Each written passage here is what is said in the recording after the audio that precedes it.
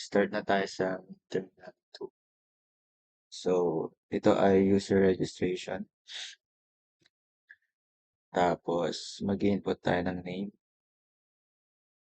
para yung user makapag-input ng name. So, magde-declare tayo dito ng valid user types na admin, student, tsaka guest. So, gawa tayo ng while loop. While true, ito, user type, tapos enter your user type. So, if user type is capitalized in valid user types. So, user types is equal to user type capitalized. So, i-convert na yung tinype into capitalized. So, break. And pag else naman, pag yung in-input ng user is hindi admin, hindi student, tsaka guest. So, ito, mag-invalid siya. Dapat admin, student, tsaka guest. Tapos, gawa ulit tayo ng while. Then, username, input, enter your username. Kailangan yung username may length na is greater than or equal to 3. Dapat yung username mo is minimum 3 pataas. Then break.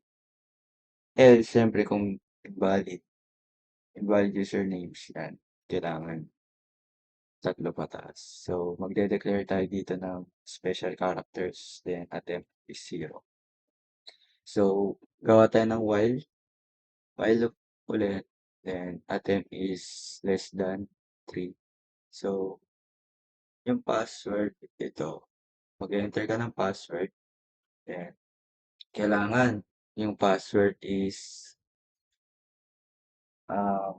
minimum of 8 or at least 8 characters long. Yan. If not, tapos kapag dapat yung password mo may lowercase, then syempre may uppercase yung password dapat na input. And meron din syempre number and ay dapat may special characters. Yan yung minimum na i-ano sa password. So, else if length is greater than 15, strong password, tapos else password accepted kahit medium strength. Kahit hindi niya na-meet yung condition dito. So, ayan, ipiprint lang yung input ng user. Iko-call out lahat ng data. Then, ito naman, yung attempt, hanggang maximum of 3 lang siya. Ayan, nag-declare tayo ng attempt plus 1 kapag yung yung attempt niya. Tapos, magdadagdag na attempt. Tapos, ito ipiprint niya kung ilang remaining na lang yung attempt mo. 3 minus attempt, syempre. Tapos, print. And if attempt is equal to 3, too many failed attempts registration failed. Maximum of 3 dapat. Kailangan hindi lalagpas sa 3 or equal sa 3. So, try natin. Enter your full name. Ang for example. Yung user type, student. Username, 1, 1, 2, 3. Enter your password, 1, Dela. Yan. Kailangan kasi ma-meet yung kanina nandito. Kasi pag hindi, mag-error yan. Kailangan may lowercase, may capital, may number, tsaka may special character. Yeah. Welcome, Juan de la Cruz. Then, kinall out natin yung data na finil ng user, then welcome message.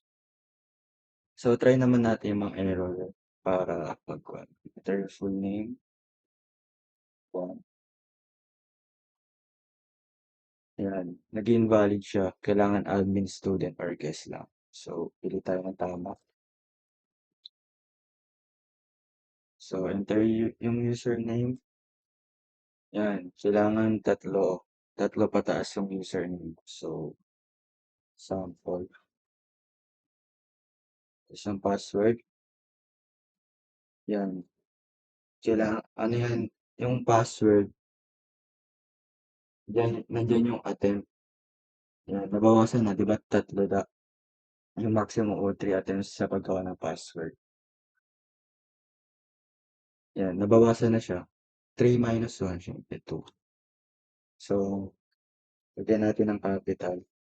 Then, habaan natin. Or habaan natin. Yan. So, itama na natin. Paano pag walang capital? Yan. Registration failed.